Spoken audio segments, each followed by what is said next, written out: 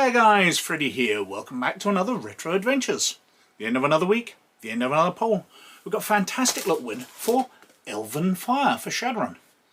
Now as usual, I'll cover that on the desktop in a wee second, and I'll be back at the end of the video with some other channel related stuff and some other poll related stuff. But before I do that, I'd like to take a moment to talk about my Patreons, who this week I've been told know to find their own truth. Now these are fantastic people who help support the channel and make all of this possible, and their efforts are very much appreciated. But if you'd like to join them and help support the channel, and I sure wish you would, or you'd like to see these videos a week early, or you'd like to gain access to one of the other levels of patronage we've got, then there's a Patreon in the description down below. If you check it out, it'd be very much appreciated.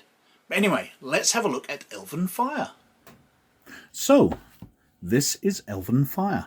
It's a Shadowrun adventure, came out from FASA in 1992. And as far as I know, it's the final Shadowrun First Edition adventure.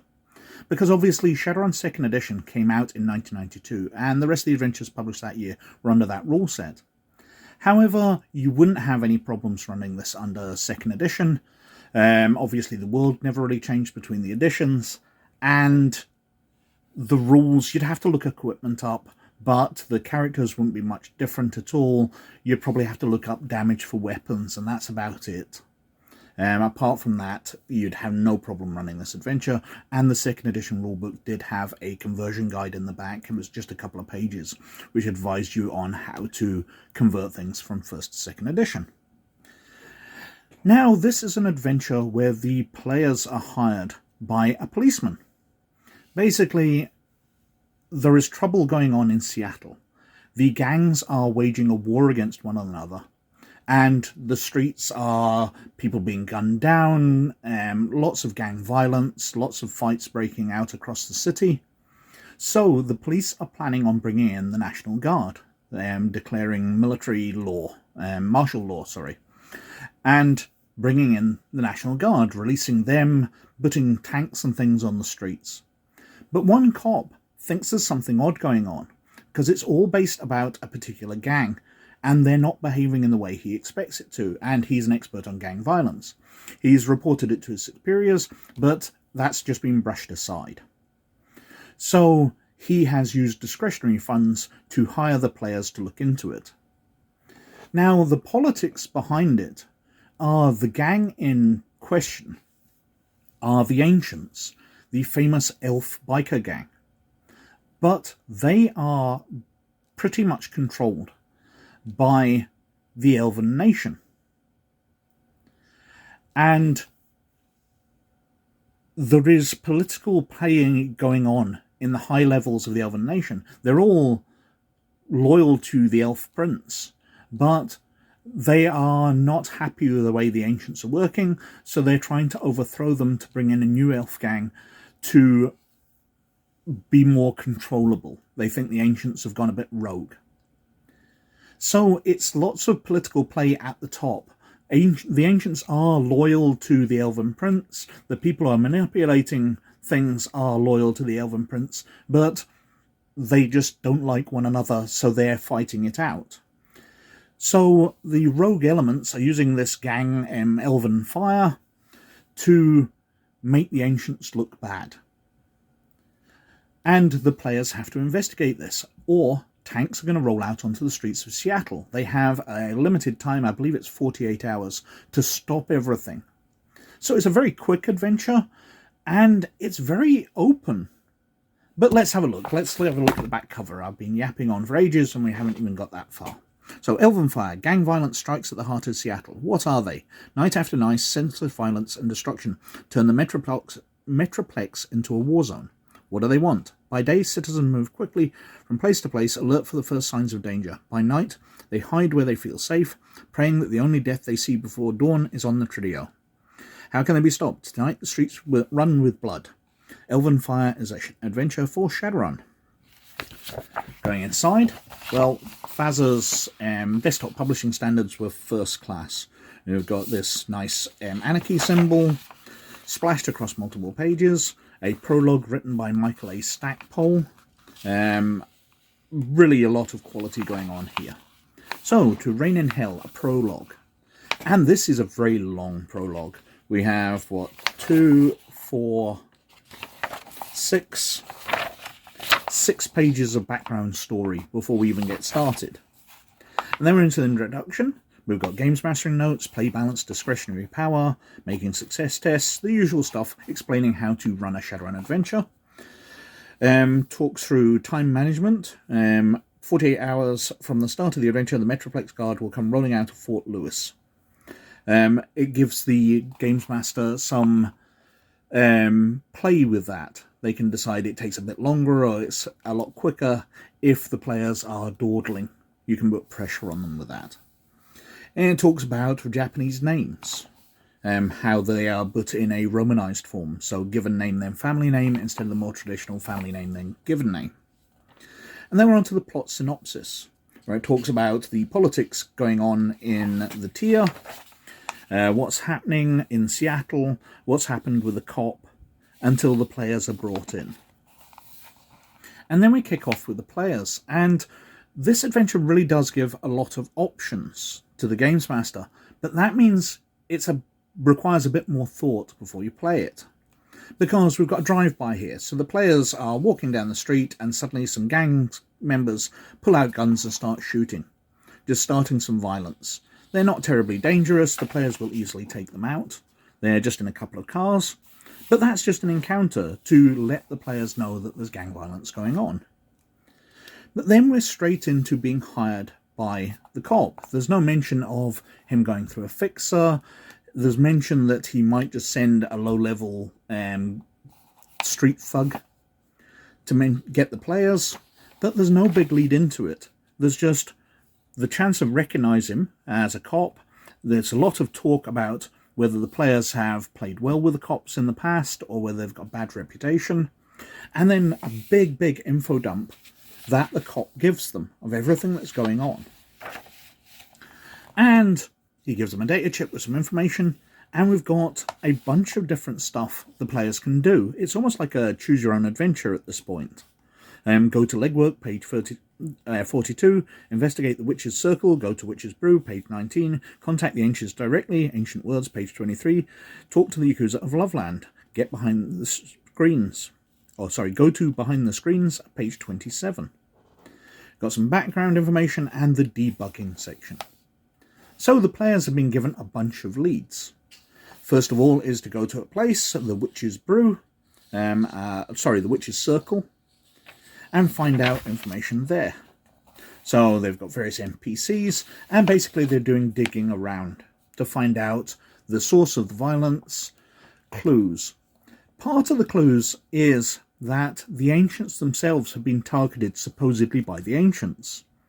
They were in a meeting with another gang when the Elven Fire people pulled up, disguised as Ancients, pulled guns and opened fire. So it looks like perhaps the Ancients gang is perhaps splintering. So you've got to go to them and get information. There's Green Lucifer, who is a person from the tier government who's been placed within the gang. He was supposed to be fairly low level, but he's risen to be almost co-leader. And then, because the Ancients have this bad reputation with other gangs, because it's out there that the Ancients are starting all this violence, the Meat Junkies, another gang, attack. And the players get mixed up in that. Some orc gangers. Oh, humans and orcs. Behind the screens. So we've got them going to the Yakuza.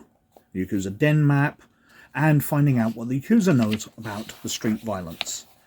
And the Yakuza will be interested in getting more information. The Yakuza deal in information, so they'll be very interested in what the players find out. Various other parts of investigation. They go to this place, a tenement, where they get ambushed by ancient soldiers. Aftermath of that. Maze Mind, where they go to a meat place. There's Bright's house, where they can get more information. Knight Errant security guards protecting it. We've got the legwork, so hitting the streets and asking about the gangs. Finding out rumours. Corporate contacts will be able to tell them information. Lots and lots of legwork and background information that you can find out from hitting their contacts. And then we're already onto the cast of shadows, because it's lots of what they are doing. You're investigating it, so the Games Master has these encounters set up, but he also has to take into account what the cast of shadows are up to. So we've got Shim Bright, a field agent allied with a powerful faction within the Tier government. Michael Dumont is the cop. Thorin Kark, Sting. Green Lucifer. Alejandro Kailason, known as Green Lucifer, is a rebel with a cause, his own. So he tried to rebel against the Tier, but was placed here to sort of be in service of it and be watched by the Ancients. We've got some rules here to integrate the board game DMZ for the biker combats. And then we've got picking up the pieces, you know, what karma you get, what happens at the events at the end of it. We've got player handouts, various news reports they can get. Pictures, so the Elven Fire graffiti, which will be a clue. More news reports. And we've got 2 newspapers which they can get if they succeed, so the gang warfare abates, or if they fail, city under martial law. So the tanks have rolled out from Fort Worth and taken over the streets of the city, which is obviously not a desirable situation. Now, one of the things I found amusing looking through these smaller stories, obviously they're not supposed to be important, but we've got city under martial law here, along with the British royal family visited Seattle yesterday, visiting the downtown area and conducting a formal inspection of Fort Lewis. Casualties were light, reported Fort Lewis spokesman Master Sergeant Seamus Le Guin. Now, it's the same story if they were successful or not, but I happen to know if there was any threats of gang violence, especially of martial law being declared, the British royal family would not be anywhere near. We've been through a situation recently where there were a lot of problems leading up to the Paris Olympics, various riots going on in the streets of Paris. And Britain's king, King Charles, was supposed to be doing his first royal visit to France since he took over the throne. And that was all cancelled and delayed, and he was kept a long way away from any violence. So I just found it very odd that the same day the city's going to martial law, you've got a royal visit going on. I think these were probably written just generically, and the proper story which the players are supposed to read is slotted in. And we've got a map of the dock where some of the violence can go on. It's gridded out in a style for DMZ. Got an advert for the various Shadowrun novels. Never Deal with the Dragon, Choose Your Enemies Carefully, Find Your Own Truth, and To Excess, which is a fabulous novel. I love that one. Cage, or KG, or however it's pronounced. I've been corrected, but I'm afraid I've forgotten. A Shadowrun sort of club you could join at the time. And that's it. While there's a lot to get into in this adventure, and it could be pretty good, there's a lot of work for the GM to do. He has to integrate it into his campaign, deciding what interactions the player have with the police, and therefore how they're brought into this. It's not just a generic, they're phoned and hired and they go on a mission. Which is kind of the value in pre-written adventures, that you can just pick them up and run them very quickly. There's also a lot of footwork for the players to do, so a lot of role-playing that the Games Master will have to do. They'll be hitting their contacts, they'll be visiting various sites, they'll be interacting with a lot of people. While there is violence in it, as all Shadowrun adventures have, this is a role-play heavy one, so you really need to read through it. So that was Elven Fire, and that won the poll this week with some 31% of the vote, which is only narrowly ahead of the second place, which was Ivy and Chrome, which came on 29%. And those were neck and neck through a large chunk of the week. In fact, for the first couple of days, it was a three-way tie, because Celtic Double Cross was also very much matching those, although it ended up coming in on 19%. And behind that were the two also rans they never stood a chance really, was Dark Angel on 14% and A Killing Glare on 8%. Now they'll go back into the polls at some point in the future and we'll have a look through those, because they're all very early, very good adventures. But anyway, they're all cleared out as usual, and we're going back to a retro RPG poll. And this week there's some new entries, some stuff that has been suggested that I'd like to have a look at, and some other stuff from my collection that I really want to have a look through. We shall see what wins. So first up, we've got Hardwired, the sourcebook for Cyberpunk. Now, I covered one of the other sourcebooks which came out for early Cyberpunk, where they put in totally different worlds from within the Cyberpunk genre. And I thought Hardwired's the first, so we might as well go back and have a look at that. Next up, we've got D20 Future. Now, I was a recent convert to D20 Modern, and I really liked it. So seeing what they had planned out for the science fiction setting within the D20 Modern rules, I'm really excited by, but we shall see if you are. Third up, we've got Aliens the Adventure game from Leading Edge Games in 1991. Now, this is by the same people who brought us Living Steel, but obviously Aliens is far more action, so we shall see if they adapted their rules, or if these NASA rocket scientists who were taking a break from being NASA rocket scientists to develop games decided to simplify things for it, if it wins. Fourth, we've got Toon, the cartoon role-playing game by Steve Jackson Games from 1984. Now, I played this way back in the 80s and had a lot of fun with it. And seeing it being suggested, I really want to cover it. It's a really fun game. We shall see if it wins. Basically, you're playing cartoon characters. Tom and Jerry, that kind of stuff. Great game. Loads and loads of fun. And finally, we've got the Crash Course Manual for Paranoia. Now, this is a change in setting when Alpha Complex, the computer or friend computer, crashes and everything shuts down. The Crash Course Manual is changing the setting into that. And it's interesting, but I'm not sure it's quite as funny as the default setting. But if it wins, we shall see. What else have I been up to? Well, on DrivethruRPG, I'm still releasing some character classes. I'm going to brush over that very briefly, but if you're interested, there's a link down below to DrivethruRPG, and these, of course, are all made accessible to Patreons of Librarian and Laird status. The Patreon's linked in the description down below. And on RPG Gamer, I'm covering the Knights of the Old Republic comics, going through, reviewing each issue, and then doing stats for them. And these are great things. And we'll probably be taking a break from that pretty soon to go over to the Young Jedi Adventures cartoon series, which has just dumped another 22 episodes, with more coming out later in the year. So I suppose I better get around to them sooner or later. But anyway, I think I've been wittering on for quite long enough as usual, so thank you very much for watching. As always, most of all, you look after yourselves, and I'll catch you later. Bye now.